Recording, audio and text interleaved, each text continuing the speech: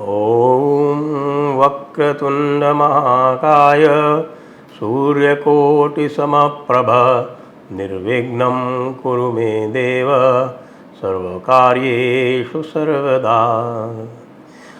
जय गणपति बप्पा की। गणपति बप्पा मोरया। देखिए गणपति बप्पा जो है वो हुबली में विराज रहे हैं उस तथाकथित ईदगाह मैदान में।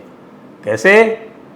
आपको जानकर हर्ष होगा कि अब जो आधी रात की सुनवाइयां हैं वे केवल आतंकवादियों को सुविधा देने के लिए नहीं होती, अपितु ये मध्यरात्रि की जो सुनवाइयां हैं वो भारतीय सभ्यता को मूर्त रूप देने के लिए और उनको सुविधा देने के लिए भी होती हैं। कैसे? आपको मैंने कल पूरा का पूरा एक वक्फ के ऊपर और किस तरह से वक्फ जो है वो चैलेंज कर रहा है हुबली में और बेंगलुरु में, वो दोनों बताई थी कल।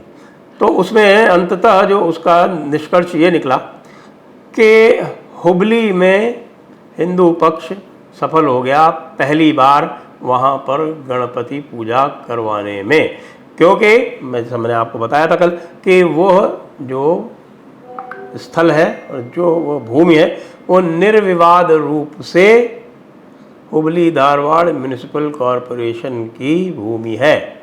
ये 2010 में सुप्रीम कोर्ट में तय हो चुका है, इसलिए वहाँ अधिक समस्या नहीं आई। लेकिन यद्यपि एक बार उनको परमिशन दे दी गई थी, जो स्टे लगाया था सिंगल बेंच ने वो हटा दिया गया था। उसके बाद भी जो दूसरा पक्ष था वो फिर एक रिव्यू पिटिशन में गया और फिर उसके बाद उसके ऊपर सुनवाई होती है और मध्य रात्रि में जाकर निर्णय होता है कि जिसको ये बार बार ईदगाह कह रहे हैं उस पर इनका ना तो कोई मालिकाना हक है और ना कोई इनका कस्टमरी ईजमेंट राइट है, और इसके कारण वहाँ पर हुबली धारवाड़ म्यूनिसिपल कॉरपोरेशन को गणेश चतुर्थी की पूजा करने हेतु वह भूमि देने का पूरा हक है, पूरा अधिकार है, पूरा राइट है। उसी प्रकार से जिस प्रकार से इनको लाइसेंस दिया जाता है मुस्लिम पक्ष को वहाँ पर ईद और बकरीद की नमाज अदा करने का, तो वो पूरी तरह से अधिकार था उनका, दे दिया गया। और वहाँ पर जैसा कि आपको अभी हमने दिखाया वहाँ प्रतिमा लग भी गई।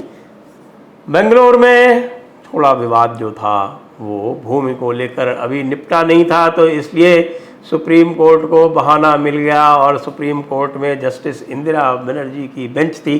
तो उस बेंच से मुझे तो जैसे ही पता चला कि जस्टिस इंदिरा बनर्जी की बेंच है, मुझे तो वैसे ही कोई आशा थी नहीं, और उन्होंने बेंगलुरु के जो चामराजपेट ईदगाह मैदान है वहाँ पर भी जो प्रपोज थी गणेश चतुर्थी की स्थापना, गणेश प्रतिमा की स्थापना, उस पर स्टे लगा दिया, स्टेटस को कर दिया, यथा स्थिति कर दी।